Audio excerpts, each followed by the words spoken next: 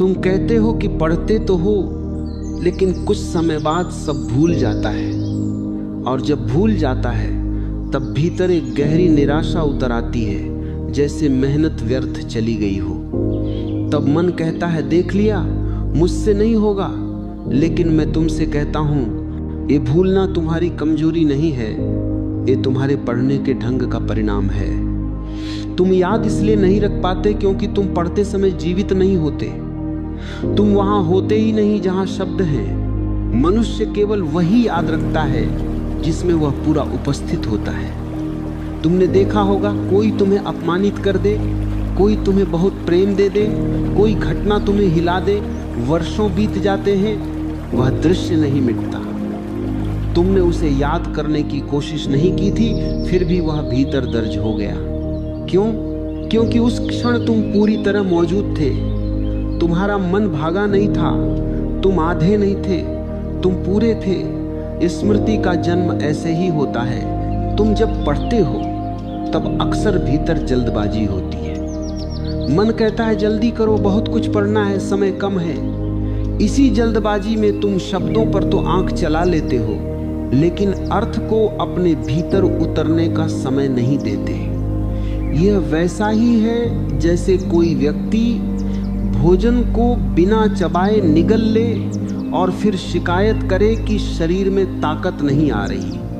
ताकत भोजन से नहीं आती, पचने से आती है, और पचाने के लिए ठहराव चाहिए। ज्ञान बाहर से भीतर नहीं जाता, ज्ञान भीतर से भीतर ही जागता है। किताब केवल एक बहाना, असली काम तुम्हारी चेतना करती है।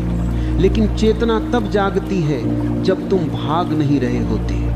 तुम जिस क्षण पढ़ते हुए ये सोचते हो कि ये याद रखना है, उस क्षण तुम भविष्य में चले जाते हो। और भविष्य में जाकर वर्तमान का ज्ञान कैसे उतरेगा?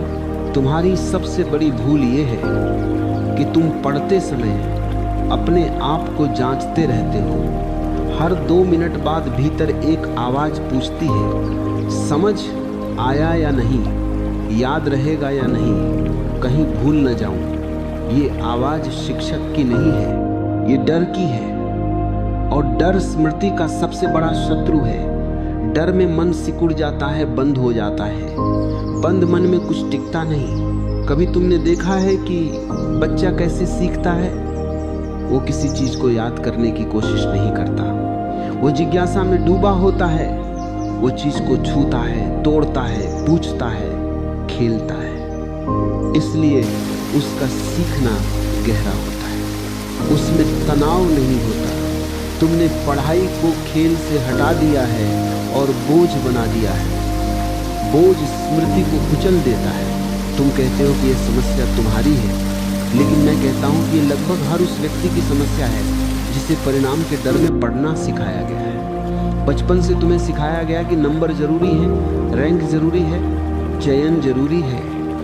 किसी ने यह नहीं सिखाया कि जानना भी आनंद है। जब आनंद निकल जाता है तो याददाश्त भी साथ चली जाती है। तुम अगर किसी बात को अपने जीवन से जोड़कर देखते हो तो वह कभी नहीं भूलती। लेकिन तुम पढ़ी हुई चीज को किताब में ही बंद रखते हो, वह तुम्हारे जीवन से जुड़ नहीं पाती। तुम नियम पढ़ते हो, तथ्य पढ़ते हो, पर ये नहीं देखते कि मेरे आसपास कहाँ घट रहा है। जिस दिन तुम पढ़ी हुई बात को अपने अनुभव से जोड़ने लगोगे, उस दिन वह स्मृति नहीं रहेगी, वह समझ बन जाएगी। और समझ को कोई मिटा नहीं सकता। स्मृति एक छाया है।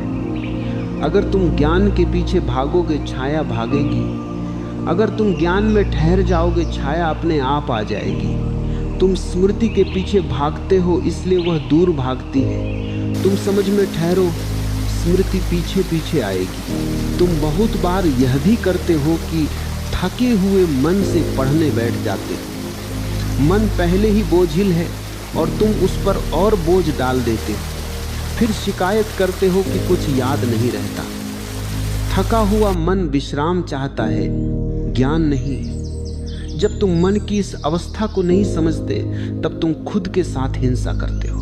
सच ये है कि जो पढ़ाई शांति में होती है वही स्मृति में उतरती है। शांति का मतलब ये नहीं कि आसपास आवाज ना हो, शांति का मतलब है कि भीतर खिंचाव न हो। जब तुम पढ़ते समय खुद को साबित नहीं कर रहे होते, जब तुम किसी से आगे निकलने की कोशिश नहीं कर रहे होते, जब तुम सिर्फ जानने में रस ले रहे होते, तब पढ़ी हुई बात भीतर जड़ पकड़ लेती है। एक दिन तुम यह अनुभव करोगे कि बिना जोर लगाए, बिना दोहराए, बिना रटने के भी बातें याद रह रही हैं। उस दिन तुम्हें समझ में आएगा कि समस्या तुम्हारी बुद्धि में नहीं थी, समस्या तुम्हारी बेचैनी में थी। बेचैनी चली गई, स्मृति आ गई। मनुष्य तब सीखता है जब वह शांत होता है, निर्दोष होता है और वर्तमान में होता है। तुम सीखने से पहले ही परिणाम में पहुंच जाते हो। लौट आओ, इसी क्षण में, यही क्षण सीखने का द्वार है। और तब तुम ये नहीं कहोगे कि मुझे याद नहीं रहता, तब तुम ये कहोगे कि अब चीजें अपने आप भीतर बैठ जाती हैं, क्योंकि अब तुम पढ़ते नहीं हो, तुम जीते हो।